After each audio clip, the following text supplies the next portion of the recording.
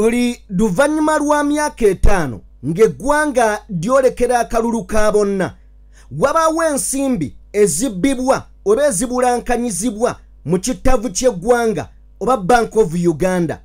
Ensimbi zino kigambibwa mbu Mwami Museveni azeeyambisa mu nteekateeka ez'okulonda akalulu. Tetumanyi butuufu bwakyo, tugenda beera nga tubitunuulira. Naye ate eriiso litunuze ne ku kino.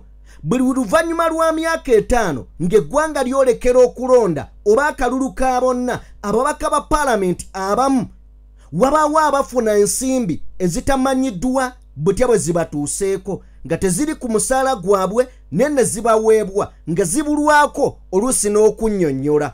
Ensimbi zino zandibeera nga ze ziva mu banka ya Uganda ezo ezibbibwa buli etusembereyo okulonda. Anti jjukira omwaka ogwedde banka ya Uganda enkulu ekittavu bakibbamu obukadde biliyoni 6 biliyoni 6. Kakati ate ababaka ba Parliament bagabanye abo abasobodde okuzifuna bagabanye biliyoni 5.3. Olowooza ze nsimbi eziyinza okubeera nga zibaweebwa ebyo n'ebisingakaawo ogenda kubeera ng'obiraba. Olunaku olwaleero Leader of Opposition Joel Ssenyonyi Bisekezi avuddeyo n'ayanja era n'ateeka ku nninga ababaka ababaganya okubeera nga bassa emikono ku kiwandiiko mwe baagala okugiramu enseekeezi ezo zaalya ensimbi n'ezitaalya. Emikono 72 gy'asobodde okubeera ng'afuna okusinziira ku gye basuubira egiri mu 1011 wabula 72 gitaddeko omukono nga beegaana okulya ensimbi y'ekibi, okulya ensimbi ya Mwami Museveni. Ebyo n'ebisingakaawo bye nkuleetedde mu gaaleero katandikira wano then nzije tusobole okubeera nga tweyongerayo. Mangi tugalina era katujje twogere ebigambo. Bobby takyayinadde ettondo ly'essannyalaze kyana kyagamba abantu. Bobby takyayinadde ettondo ly'essannyalaze kyana kyagamba abantu.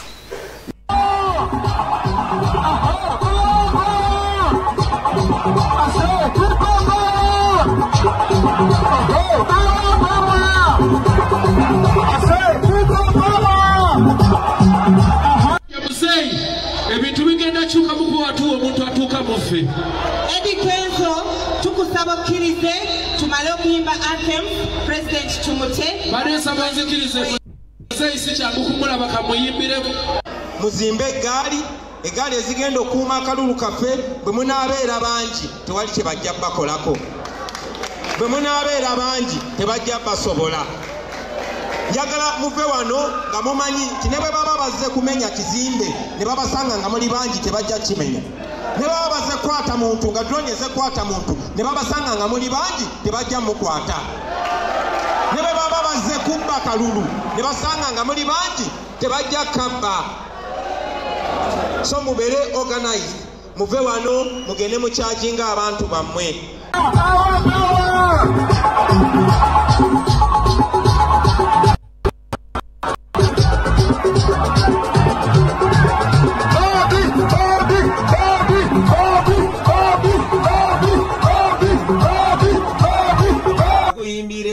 Tenga makulu ate nabisengeka ne bibaamu amasavu ne bwennyimba ku bya kolono jamu mazina bannange bwendibaawo walibaawo okunyolwa ebidawo tebinkanankana kyo kimanyi nga wadde bagereesa nti awakula ennume naye bukyanga kayira abaawo mpawo yasika fa baddabeera twajja na byaffe era bennaku bambi ebibi eyaziikwala by'okulu lwennyini nange wento bwendisaliza abanjagala.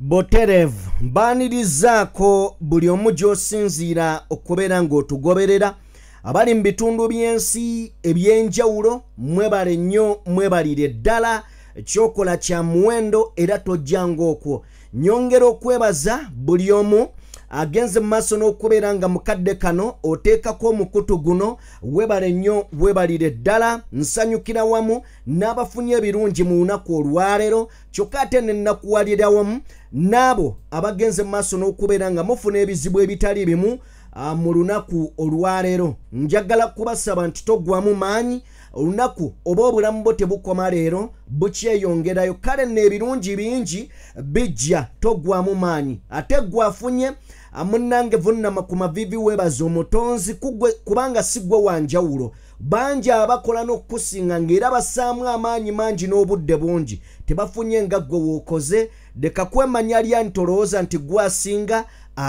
mukama katonda akuggulidde bugulizi n'abalala olw'enkya dugenda kubeera lwabwe eddoboozi liri emabega w'omuzindaalo gwa simu yo tabi oba kompyuta lyo lya Sajime Buterevu of course mbeera nteredde bubya okubanga mbatwala mu ebyo ebibadde gy'otabadde mawulire mangi getugenda okubeera nga tutunuulira awamu n'okubeera nga tugaziya tutematema n'okwanalayizinga tusobole okubeera nga tumanya era ebitambula mu Uganda njagala kubeera nga nkutegeeza nti abantu bangi bali mu kusafalingira mu makomera abantu bangi bali mu kubeera nga ennaku ebayonka butaaba naye nga bw'onoonya emirimu kwegamba bw'onoonya emisango gye baakola mpaawo ayinza kunnyonnyola nga n'abo ababalina oba abaabasiba tebasobola kunnyonnyola lwaki baasiba abantu be balina kale nno yeggwanga mwe tuwangaalira bingi tugenda kubeera nga tubiraba abantu babajja mu mawanga ag'enjawulo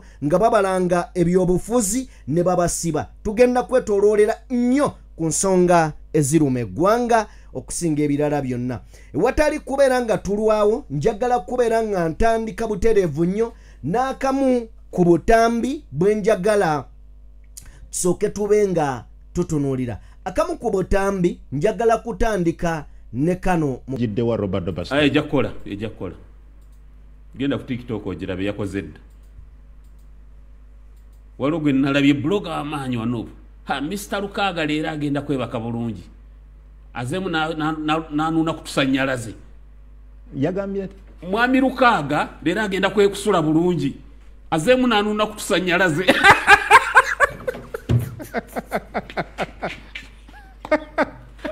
ng'ategeeza kyolwo nagambye ndawe muna libompuga ndawe mwita Lukaga kati bakuta ebitalo ne bongerako 10 mbukati otusanyalaze twetuli abatulaba mu ntegeere sinze ngamba because I want to understand mbotusanyalaze twetuliwa mbuyaliranye voltage high voltage ya Kyagulanyi 3 phase 3 phase nanuuna ko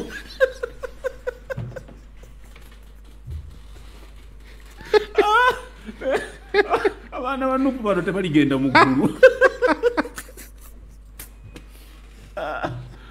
nayenga Catholic Church yabalaze that's the way to go bwe byakunyumidde bunyumizo omwana bwe yawandiise naye oseka busesi kuba kakati omuntu wagamba tuli mu struggle buli lwofuula nze onalema mpuganyiza okuba nyina byesikanya naye naye buli lwomufuula topic owulira kyenkunyera mukulu gungu olwaleero ba President Museveni balinyaguludde eggwanga lino President Museveni ne tiimu ye they have looted this country to death bw'atyo bwannyonnyola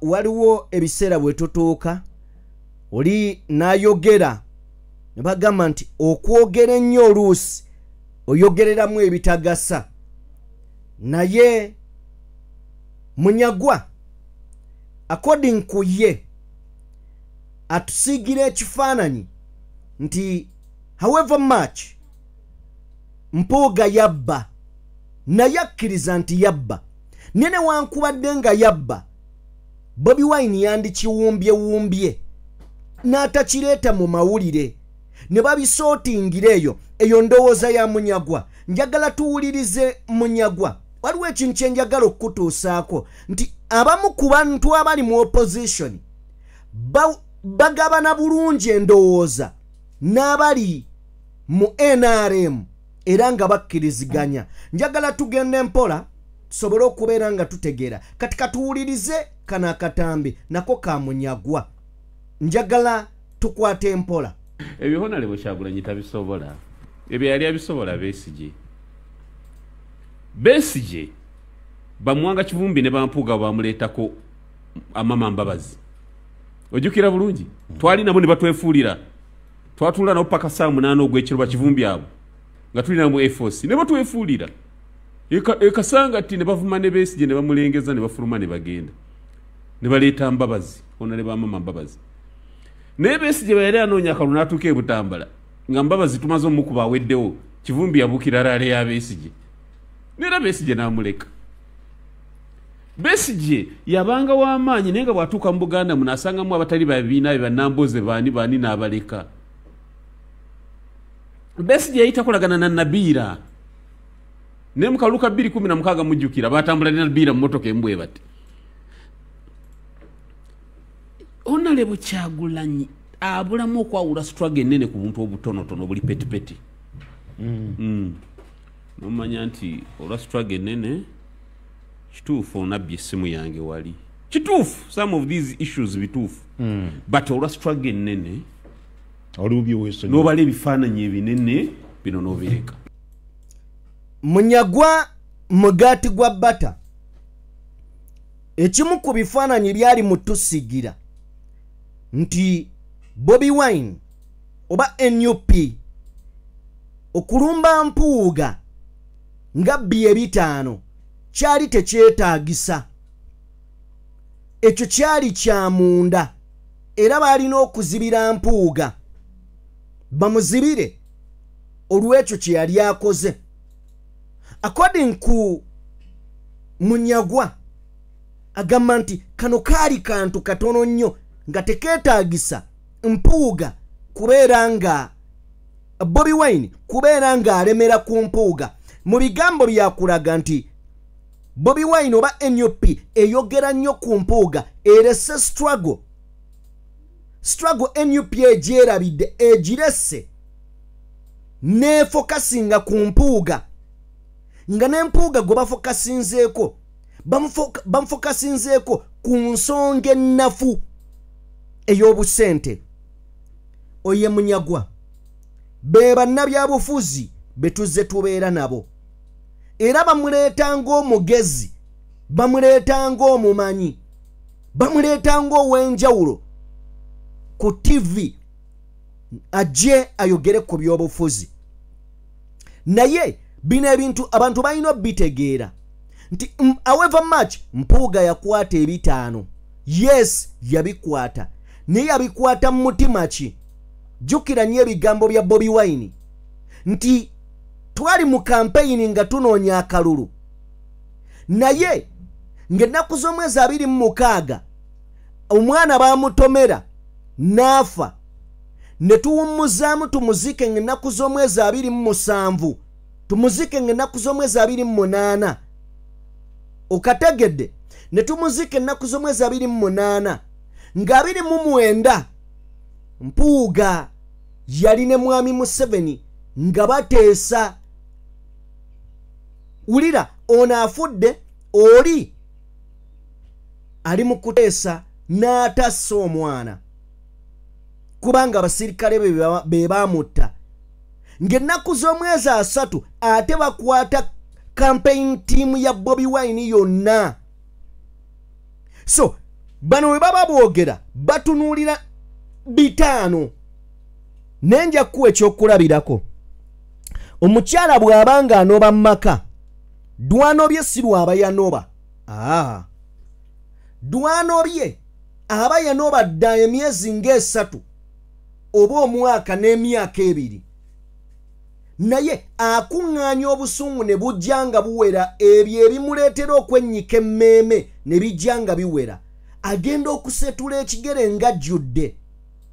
Kakati mpuuga we yakwatira mu 5 esobola okubeera ng'eyo yali climax y'abakulu mu NUP olw'ebikolobero ebingi byajja akola mu kibiina nga babisirikira olw'amazambi amangi gyajja akola mu kibiina nga bagasirikira. Kasita yakwata 5 ate nga nabe yali yabikwata dda ne basirika. Nejjukira yali mu kibiina ng'akiriira munda nga nsega ng'akiriira munda nga nvunza. Abakulu ne bagamba awannyo weewaawo. Munyagwa agamba nti NUP kino kye yakola. Era Bobi Wine opposition yeetaaga Besigye. Opposition yeetaaga Besigye asobola okugumiikiriza kyekyamugjako tabeerangako.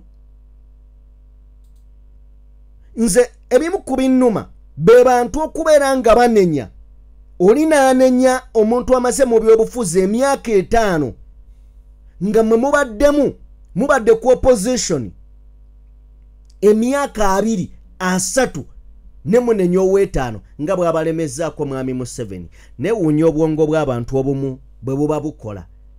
Anyway, njagala tuve ku mugaati gwa Bata Munyagwa. Ayina obusungu bwe. Jukira NUP yamujja mu parliament. Jagala kubeera nga tumuvaako. Nagambye nti endowooza ya Munyagwa n'abantu abamu mu opposition egattira ddala bulungi nnyo n'endowooza y'abakulu abamu mu NRM. Ojja kukkiriziganya nange. Njagala tuwuliriza akatambi kano. Kati wano yajjidde wa Robert Dobas. Ejja kukola. Genda ku TikTok ogirabe yakoze dda. Waliwo gwe nalabye blogger amaanyi wano. Mr. Lukaga leero agenda kwebaka bulungi. Azemu nanuuna kutusanyalaze. Yagambye ati Mwami Lukaga leero agenda kwekusula bulungi. Azemu nanuuna kutusanyalaze.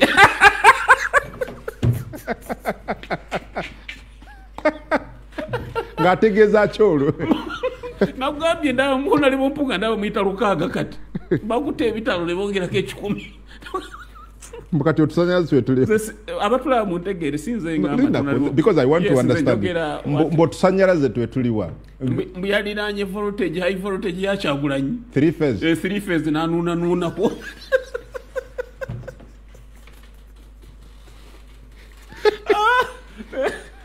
abana banupu bano tebaligenda mu ggulu. Alright, kakuddiddemu naye si yebadde ensonga yeeno wano.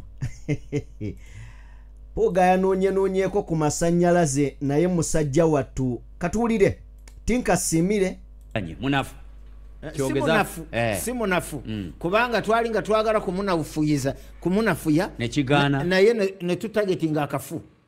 Mwakubawa mbulirawo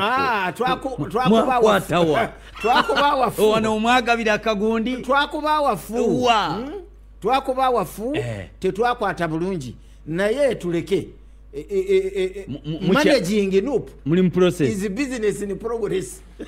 Are you sure? NRM tulina okubeera mu buyinza boss. Munakola ddimwe ng'abeNRM okuweereza abantu. No, abanayuganda tubaweereza. Muzze mbwa akazanyiikirizibwa ogula ono bwogoba ono Kyagulanyi onafuwe onagwemu amaanyi n'abantu bakaaba. Of course awo we tulina akakantu nkakulekedde obeeko kyowulira then tugenda kuddamu tukanalizing we tulina challenge obuweereza sente ezetufuna tezinaba kutumala bulungi kukola ebintu byonna kurecruitinga ba party members using all sorts of tactics kubanga recruitment of party members waliwo those who government mwami Kyagulanyi munafu. Now tutandikire wano. NRM focus yayo ejitadde ku kulwanyisa Kyagulanyi naye ekisinga okwasa ennaku be babaka baayo be baleeta gwalengera ku screen ye Barnabas Tinkasimire gwe nabanyumirizaako olunaku olwajjo eyagenda ku church emu naga nti Bobi Wine ali ebisiyaga katono bamutire ku church tebaba kuba babyakwerinda singa kakati ewaabwe bagenda ne bakuula ku malaalo naye katuwulirize eno yentegeera teyawukana nnyo naye abamu mu opposition ekyo kitegeeza nti aba opposition bangi bandya nabo mu gavumenti endaba gye balabamu ebintu yambaliga kibaliga kubanga waliwo omuntu abajjako omugaati tugende si munafu kubanga twali nga twagala kumunafuya nekigaana naye ne tutagetinga akafu. Mwakubawa mbulirawo twakubawa fu wano omwagabira akagundi twakubawa fu tetwakwata bulungi naye tuleke managing nup muli process is business in progress. Are you sure? NRM tulina okubeera mu buyinza boss. Ate n'aseka kati omubuuza ekimusesaawo ne kikubula naye naye bamuleese ayogere eri ensi mubaka wa paalamenti akola ddi mwe ng'abeenaalemu okuweereza abantu mudoleeta abuuza obudde n'amaanyi gammwe mugamalidde ku kubeera nga mulwanyisa His Excellency Robert Kyagulanyi Ssentamu mugenda kukolera ddi abantu mugenda kuweereza ddi abantu mugenda kukola ddi ebigasa abantu ulire omusajja ono we yayanukudde abanayuganda tubaweereza muzze mbw akazanyiikirizi bwogula ono bwogoba ono Kyagulanyi nafuwe onagwemu amaanyi eno abantu bakaaba ekibuuzo kiri serious naye ali mu kuseka in fact atikka mannyo mu nsonyi okozesa ekigambo ekyo bamugamba abantu mugenda bafaako ddi abantu mugenda kubakolera ddi mugula ono mugula oli mugula ono mugula oli n'aseka kati wulira reasoning y'omusajja of course awo wetulina challenge wetulina challenge obuweereza sente ezetufuna tezinaba kutumala bulungi kukola ebintu byonna kurecruitinga ba party members using all sorts of tactics kubanga recruitment of party members waliwo aba those who government mwami naye ye ekibuuzo kye bamubuuzizza kitegedde oba azzeemu buzzi be bababaka ba NRM yentegeera yendowooza so ebyo byonna nga bigenda mu maaso abo be babaka ba NRM mwami Museveni ngozeeyo ku bigambo bye yayogera mu mwaka ogwa 1997 mwami Museveni ng'agamba omubaka wa parliament afuna atya obukadde 4 ng'omusawo afuna ng'omusomesa afuna emitwalo 7 n'agamba tekijja kusoboka oyo atudde awayogera gasiya oyo atudde awayogera ebyekisiru ebyekigwagwa afuna miliyoni 3 plus afuna miliyoni 30 n'omusobyo omusomesa wa primary atandika obwongo bw'omwana bannanga abasomesa abo naddala abannasale bagwana ssente kyokka be basinga ofuna entono bano abatalina makulu abatalina magezi ne bajja ne bafuna ennyingi nti omusomesa afuna emitwalo abamu 15 abalala emitwalo 3 45 awo naye nga jja omwana from the scratch omwana wabeerera nga mukalu nga mukalu munzikirize nkwateko katono ku nsonga y'owekitiibwa Joel Ssenyonyi Bisekezi ensonga ya paalamenti ensonga y'ensimbi ndowooza gye tuba tusimbako nnyo essira oba oliawo twongere okubeera nga tugitunuulira n'eriiso ery'enkaliriza. Leader of opposition Joel Ssenyonyi olunaku olwaleero atuuzizza olukiiko oba giyite press conference mwagenze mu maaso n'okubeera nga ayogerera ne banne bwe bali ku ludda era oluwabula gavumenti. Wiiki ewedde ababaka okuva ku ludda oluvuganya batandika okusoloza emikono n'ekigendererwa ekyokwegaana ssente obukadde 10 ezigambibwa nti zaweebwa ababaka mu Mankwetu. Olwaleero akulira oludda oluvuganya mu Paalamenti Joel Ssenyonyi atubuulidde nti ababaka 72 be batadde emikono ku kiwandiiko kino wadde nga Paalamenti erimu ababaka ku ludda oluvuganya 109. Era obujulizi bungi bukyajja mujja kuba mu bulaba ng'oli yasayininga naawe nakubikira naga nti ze sente ezo nzigala nzivumirira era saazijjaayo naye ate obujulizi ne buvaayo nga sente wazifuna ojja kuba olina okunnyonnyola abantu lwaki wakuba ekirayiro n'osayininga oli mu kwebuzaabuza. Kyokka Ssenyonyi akubiriza abali emabega w'okugaba ssente zino ezoogerwako okuvaayo baanika ababaka batadde emikono ku kiwandiiko kino ng'ate baafunye ssente. Kubanga gwe yagabye ssente bw'onoolaba omuntu gwe wawa ssente zo nga yatadde omukono ku kiwandiiko kino mwanike vaayo omulabisa ogambe naye gundi namba eno bweti ne bweti sente wazifuna twazikuwa n'obujulizi buno lwaki ate kakati osayininga ekiwandiiko ng'otuvumirira otuyita ababbi naki. Wiiki ewedde President Museveni yategeeza aboogera ku ssente zino beefuula abalwanyisa enguzi kyokka nga ssente zijja kuno okuva ebweru w'eggwanga ne zigenda makubo amakyamu ne batavaamu kigambo kyonna. Ssennyonyi ono amwanukudde. Omu kyamanyi nti gavumenti ya Museveni esinga okufuna ssente okuva mu mawanga ag'enjawulo. Trump, obukulembeze bwa Trump mu America bwavuddeyo juzi ne butegeeza buli omu nti gavumenti ya Uganda nezeefuna buwanana ku nsonga ez'enjawulo nga mwotadde ne ssente ez'ekisiyaga. Eno gavumenti ya General Museveni ate nga twagala accountability ku nsonga ezo. Mu ngeri emu waliwo ababaka ba NRM abaatisaatisa okuwabira Ssennyonyi ne Muwanga Kivumbi okubasibako amatu g'embuzi okubaliisa engo. Buddeyo twabalabe nga bagamba bagenda tutwala mu kooti olw'okubawaayiriza kati nalabe baasirise era General Museveni ng'avuddeyo nakkiriza ssente zino tetumanyi bakyali kuki naye ng'omuganda bw'agamba naazina takumba. Akulira oludda oluvuganya mu Paalamenti ayagala ensimbi eziyita mu mbalirire n'ekusifu zinoonyerezebweko kubanga zirabika nga zaava ku mulamwa ogwaziteesaawo.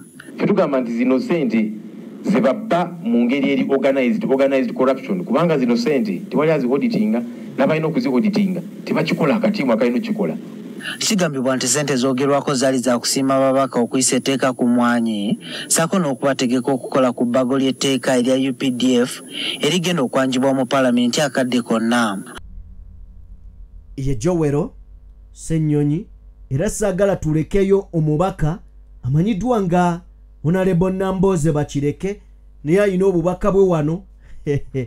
Nambooze ayagala entalo era yatunudde nga wano alina ekyokwogerawo. Kale kanyumye kale kanyumye naye kale mukazi gwe kendeeza ku ntalo. Ojja kunyiiza abantu abamu ate bakulu bamere entondo. Ne kale bakulu temumere entondo mujja kuloga kuba emyaka gye mulimu. Katuwulire.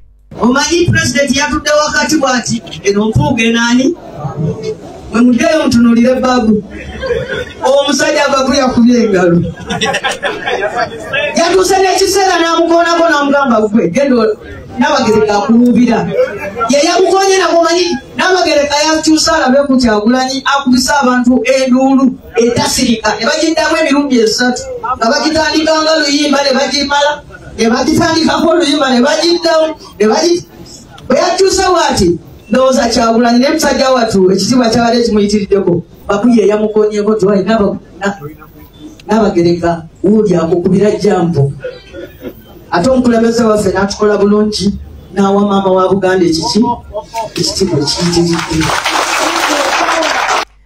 Teri muntu ayagala violence na ntalo nga Nambooze.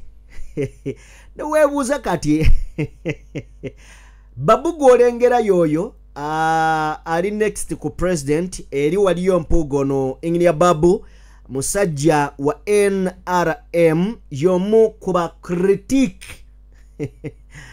ba NUP era nga musajja aludde mu by'obufuzi naye Nambooze ebigambo bye era asuddeyo akagambo Engineer Babu ye yakonye ku president oba omuzaalidde ebizibu kakati awo waliwo kebatera okugamba nti yogeza ekifaananyi Mpuuga yabadde akola kyawo awo ali ku ssimu kati yabadde ayogera ki oba bw'abadde buswavu nakwebuzaabuza ng'ekintu kimulidde lengera nno wano Ssaalongo Erias Lukwago eringini yabalimu ezo empologoma ne bagikoonako nesituka gawayi buli muntu kale naawo nga tanagenda wa Nabagereka yasoose wa yaliko vice president Kiwanuka Sekandi n'atambula butereevu nnyo bw'atyo n'afukamira era omuvubuka ow'empisa waddaawo enduulu yabadde esinga kuvugira ye ekitegeeza nti ye w'amaanyi yabaddewo teyaleme kuteeka mavivi ge wansi okuwa ekitiibwa Nabagereka wa Buganda abaffe. Nambooze olitukubya. The sad state of affairs, but for thousands of Ugandans, that unfortunately. If you search the name. All right. Abantu bali mukusibwa. Chivalaba emirundi mingi government ziba zetaaga okukyuka. Dwachi nti abantu bangi abafiira mu makomera nga tebayina misango. Bangi abafuna obuzibu nga government ebasibye lwa kubeera nga tebakkaanya nayo. So tusabire ensi eno. Bw'oba osaba sabira n'abo abali mu makomera. Why? Because waliyo abantu bangi nga basafalingira mu makomera nga tebayina misango. Bangi nnyo nga tebayina misango. Njagala kubeera ng'ensonga ngivaako ate ngiwummuze ebbali. Mwami Museveni yabyogera mu 97. Lugenzo tuko olunaku olwaleero nga naye kennyini ebigambo avuyamu bivuya alya birye okugeza. Njagala tusooke tufuna akatambike kano ka Mwami Museveni nako tukawulirize. Anenya abantu okulonda ababaka abatali ba NRM.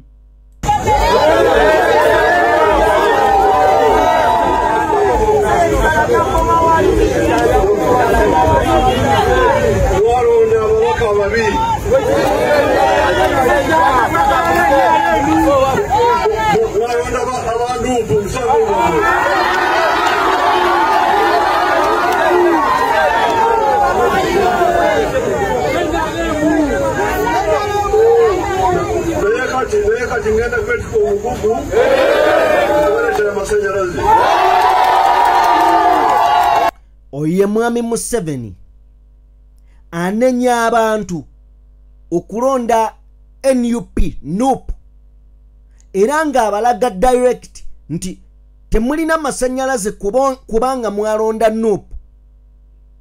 Omukulembeze ayina okubeera nga asavinga abamukkiririzaamu n'abatamukkiririzaamu. Nti in fact ateekeddwa okuprovinga abatamukkiririzaamu nti temunzikiririzaamu ne kino nkisobola. Ayina obba challenginga Mwami Museveni aga temuyina masanyalaze kubanga mwalonda ba NUP. Kakati bw'abanga afuga eggwanga bw'atyo bw'alowooza era bw'atyo bw'ayogera, gwe kiki ky'olowooza abali wansi wabamukkiririzaamu okutegeera kwe banaaba nakwo? Era ojja ku ending up ng'oyina Balamu, ojja ending up ng'oyina oyo Tinkasimire Barnabas, ojja ending up ng'oyina abantu nga Anita Amongi, ojja ending up ng'oyina abantu kwegamba abatagatta. Ne kitugusa na lwaki CDF w'eggwanga akola byakola biviira ddala wansi ku luwonzi. Tudde eno njagala nawo tutuukewo bulungi nnyo. Byonna nga bikolebwa ababaka baweebwa ze baagala si ze baagala baba tebazikoleredde naye munnange zibaweebwa ne bawa abantu abatalina makulu naye abalina amakulu ne babaleka. Olaba beerabira bwe baleeta ababaleeta mu buyinza. Olaba beerabira ababaleeta mu buyinza. Kati ffe bagenda tujjukira ddi? Oba okategedde tulaba akatambi kano. Afande Sale ono yegulaba yasula Afande Sale Bukalabi. Afande Sale mubiri gwe mulaba awo mwabagane mu jail center abayimbi bakibati mulimu obugogwa buno bwebibo. Ne bakuba wali nga twakola nga kusomera bajjamu obugogwa kano Afande Kizabesi ya saluti yuwe yayiwa. No tunga Sale ono yaliko kumukusitula. Yali munnapona alwadde omugongo enkizi zakyuka amagulu bagakuba amasasi gali mu byuma byayitako ne bamugamba bamutwale mu ddwaliro eddene. Bagamba sirina bigambo bingi byensobola kwogera nti okusinga ku busungu bwange bwe nina ku mutima gwange.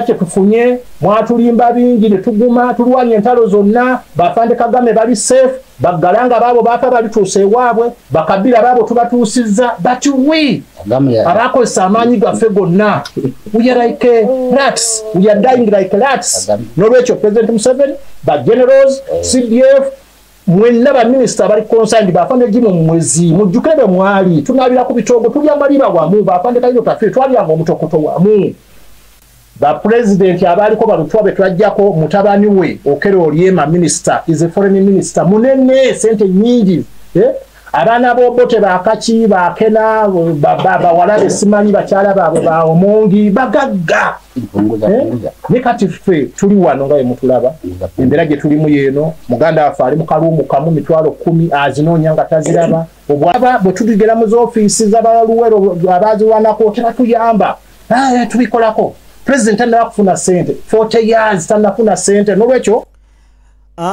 gye buvuddeko waliwo bannamukadde abajja ku kitebe kya NUP ne basinkana omukulembeze bava mu bitundu byali byawa Speaker Anita Amongi ne yennyamira era ne yeebuuza n'anenya ekibiina kya NUP nti tekisoboka mukwata muti abakadde ne mubajjeeyo ne mubaleeta ne muba paradinga ku kitebe ky'ekibiina naye nga abakadde baali bazze kukola ki bannazirwanako ebintu byabwe byabbibwa ebintu byabwe byayonoonebwa bazze ne babakaabirira ne bakoowa bazze ne babakaabirira ne bakoowa ne bagamba waaye katugende eri omuvubuka ono osanga anabeera ne solution ku bizibu ebituluma bw'anaalemererwa okubeera ng'ayambye ffe anaayamba abaana baffe ekyo kyanyiiza Anita Amongi now example ngireese tunuulira abantu abo bali ku screen balwana abamu bayina ebyuma mu mibiri gyabwe naye be balwanirira afande Sale ayina sente container za sente bwe batugamba mbwe ayina container za sente zibeeraawo bafulufiga bwe bagenda ng'atuma muntu agenda mu container amuwa ba Eddie Kenzo baani nga babawa Paul Kagame wa Rwanda wuli eri tunuulira mwami Museveni bano be babaleeta mu buyinza be babayamba daba ennaku gye bayitamu si bafu nti oba oli awo ali omwami Museveni abanoonya yandibadde abawane munnange baafa balamu gye bali n'ennaku ebaluma otunuulira omusajja omukulu yali w'amaanyi n'aleeta mwami Museveni mu buyinza wuuyo asula mikwesese nga mmese abali ensimbi balala tebalina na makulu ne kana akatambi nkakuleetedde okuzzaayo okulaga nti mwami Museveni yali mulimba kuviira ddala mabega n'ebigambo bye yayogera kwali kukyamuukiriza abantu bamwegatteko bamanye nti azze kununula ggwanga kakati bikola vice versa abaamuleeta ennaku ebayonka butaaba abo abazze baana bato myaka 2 myaka 19 myaka 23 bali mu mayinja beeyagala so nsonga eyo nayo njagala kubeera nga njiwummuza ebbali bwemanga njiwummuza ebbali era njagala onzikirize bwe ntyo ngende nsooke mala okubeera nga nkuwa akatambi kano nako okategeere okagwennyalwe wano tuwulirizeewo bulungi nkusaba mukwano gwange wano tuwulirizeewo bulungi nnyo kino kikwata ku nze kikwata ku ggwe kikwata ne ku muntu omulala yenna abantu bangi oyinza okubeera ng'olaba baana abali wano be bakwata naye njagala kukujjukiza b'otamanyi be bakwata ne tutategeera be bangi nkiddemu bakwata abantu olw'ebyobufuzi ne tumanya wano mu Uganda kyokka be bakwata ne tutamanya be bangi okugeza waliwo abo abava emitala w'amayanja be bakwata nga babajje bweru. Ojjukira enkwata gye bakwatamu Besigye ne Ajobedi Lutale. Kati abantu bangi be bakwata mu nkwata eyo ne babakomyawo, ne babeera mu makomera nga balangibwa byabufuzi nga tebawozesebwa. Njagala owulirize story eno, tugenda gigendamu mpola ya ddakiika 3. Bwe tuba tuginnyonnyodde eyinza tutwalira 6, ne ka tuginnyonnyole okusobola okujjayo n'okusiga ekifaananyi ekituufu. Waliwo eyabuuzizza Katambi ako nti naye amawanga amalala nago galimisa abantu nga bano we balimisa abaana baffe. Katwolekera Katambi kano, njagala tukakwata empola, tugenda kannyonnyola kaddakiika 3 ne tukakase nti tukagweseza mu ddakiika 6 oba 7. Tutandise bwe tuti, njagala tutandike tuwulirize emboozi eno. Search the name British Daniel Mazinga Juko on LinkedIn, you'll get a man with a heavy profile, a professor who was teaching at various. If you search the name British Daniel Mazinga Juko on LinkedIn, you'll get a man with a heavy profile, a professor who was teaching at various institutes of higher learning in South Africa. But that's just part of the story. Today, that gentleman is one of the many political prisoners incarcerated at Chitalia Minimax prison. So how did British Daniel Mazinga end up in Chitalia? This is a very, very sad and somewhat interesting story at the same time. British Daniel Mazinga Juko was a professor in South Africa, but he is of Ugandan origin. And while in South Africa, he was there to seek asylum as well as teach.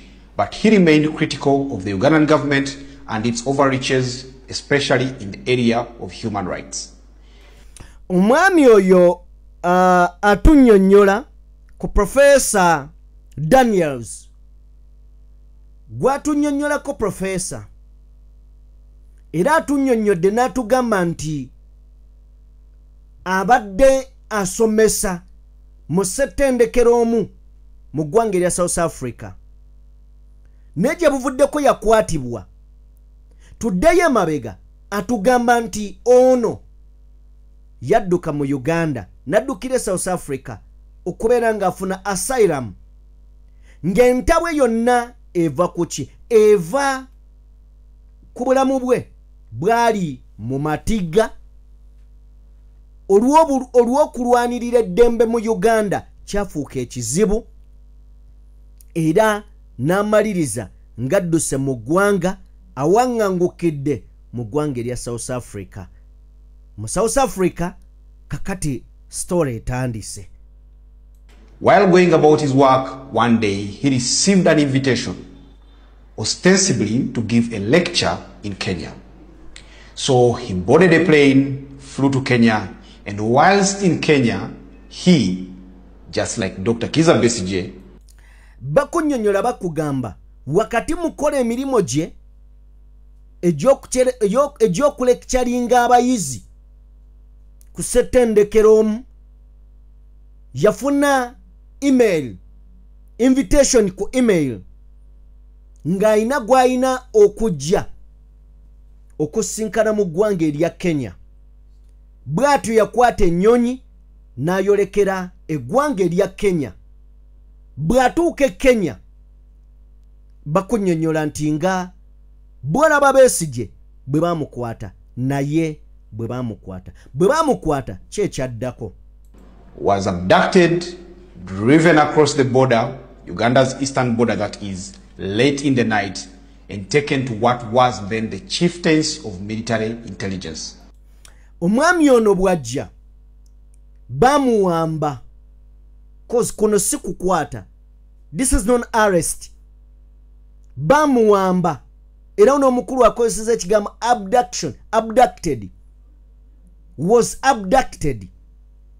Ne bamuvuga okuyita ku borders ez'enjawulo wakati mu matumbi budde, ne bamuleeta ne bamutuusiza ku gyayise crime chief intelligence doza crime ye semwai we bamutuusiza kyekyaddako. There he was detained for days, interrogated daily, and after several months in detention, since 2022, he was eventually in late 2023, September to be exact, produced before the military court, or what we call the military tribunal in Machindie, and charged with possession of illegal firearms and treason against Uganda. Ono yakwatibwa mu 2022 n'ateebwa mu kkomera okumala ebbanga lyonna wakati wa 2022 2023 n'aleetebwa mu kkooti y'amagye n'akyajingibwa nti yasangibwa n'ebyokulwanyisa firearms era ng'akyajingibwa mu kkooti y'amagye oba tribunal, court martial oba tribunal. Now bino bifaanagana ne bye tuwulira wano naye enjawulo gye ŋŋenda okukubulya lwaki nkikuleetedde. That day he had neither a lawyer nor a family member nor any medical person. In fact, there was no person on his side that day. It was just him versing Uganda and the prosecution side. Bwe bamuleeta mu kkooti teyaliko muntu yenna, tebaategeeza muntu we, bamuleeta nga ali yekka mu kaguli, tayina looya, tayina ki, ne bamuteeka mu kaguli ng'ali ye versus Uganda oba ne tribunal court y'amagye. This is what they call impunity. He was remanded to Chitalia and given a date. He spent his days in Chitalia waiting for that date, counting them down, and the day did come. And as the prisons authorities always do, they produced him that day before Chitalia. But that day it so happened that court just wasn't sitting. The prosecutor wasn't there, the chairman of the court wasn't there, but nevertheless he was taken to court, spent his day there, and late in the evening he boarded the prison bus and was taken back to Chitalia. Nga bwe bazze bakola abalala noono kye baamukola baamutereka ebbanga mu kkomera, ebbanga bo lye baawulira baagala, naye n'olunaku lwe baasalawo nti bamuleete baamuleeta olunaku kkooti lwe yali tekoze, ne balinda omulamuzi, ne balinda baani tebaakola ku olwo, ne butuuka ekawungeezi ne bamuzza mu basi era de bamuzaayo mu kkomera. He's been in Chitalia since. He doesn't know his next court appearance. He doesn't know if it will ever happen. And in light of the recent ruling in Kabaziguruka, the Attorney General versus Kabaziguruka, that affirmed the Constitutional Court ruling that civilians like British Daniel Mazinga should not face trial before the court martial, his case stays in limbo. Now, okusinziira ku musango ogwaliwo kooti gwe yasala ogwa Kabaziguruka ogwaliwo juzi balyoke bagambe nti nno abantu ba bulijjo tebateekeddwa kubeera nga batrayingibwa mu kooti martial, n'omukulu ono Daniel oba oliawo yali afunye omukisa nti omusango gwe guli mu kooti martial bwe basala ogwa Kabaziguruka niwabaawo essuubi ng'era abalala bonna baamacete baani naye era tekyakola n'okutuuka olunaku olwaleero bakyejeemya abantu abamu okubajja mu kooti martial oba okuwandika empapula ezibajja mu kooti y'amagye babaleete mu civil court. So kitegeeza ne Daniel essuubi lye likyali ttono. Ndowooza kati olaba lwaki mwami Museveni asindiikiriza paalamenti yagiwadde n'ensimbi bazzeewo bavootinge oba balonde okulaba nga kooti y'amagye esigalawo. Abantu baffe bangi gye bali basibiddwayo nga tebalina misango naye nga omwami Museveni ne banne bagala kooti y'amagye ebeerewo. Owulira bw'obadde tomanyi tino nabo gye bali. Tomaleyo akatambe. We don't know if he will ever appear in court again. We don't know if his file has ever been moved to the High Court like it should be, and there are very few people following him. I talked to Brightish Daniel at the start of this year. I met him and he told me this story, but he also told me his fears that it seems the world has forgotten him, and he is not alone. There are many people like him, at least you could say he is a professor. There are many more people like him, the Karachunas, picked from Karamoja. Wabula omukulu anatugamba nti mwako gwede yayogerako ne Professor Daniel. Mukwogera kwe tamanyi oba file ye badi transferring ogiza mu civil court. Tamanyi di dwagenda kujawozesebwe. Tamanyi di do bayinza kumuyita. Naye okutya kwe kuli wano Professor Daniel nti abantu bangi okuva eyo mu Karamoja babakwata. Njagala ojjukire gwe nti waliwo operation yagunjibwawo omukulu CDF General Muhoozi n'atuuka n'ogamba nti agenda kutwalya abantu b'e Karamoja amagombe bagatwala. Kati abantu abatattibwa bali mu makomera bonna naye ensi tebamanyi. Agamba nti bangi bali eno bamazeeyo emyaka 10 tebalabanga ku mulamuzi kwegamba n'essuubi lyabagwamu.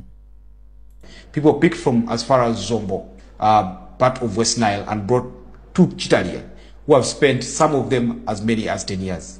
The sad state of affairs, but for thousands of Ugandans, that, unfortunately. If you search the name... All right. Abantu bali mu kusibwa. Kivalaba emirundi mingi government ziba zeetaaga okukyuka. Dwaki nti abantu bangi abafiira mu makomera nga tebayina misango. Bangi abafuna obuzibu nga government ebasibye lwa kubeera nga tebakkaanya nayo. So tusabire ensi eno. Bw'oba osaba sabira n'abo abali mu makomera. Why? Because waliyo abantu bangi nga basafaringira mu makomera nga tebayina misango. Bangi nnyo nga tebayina misango.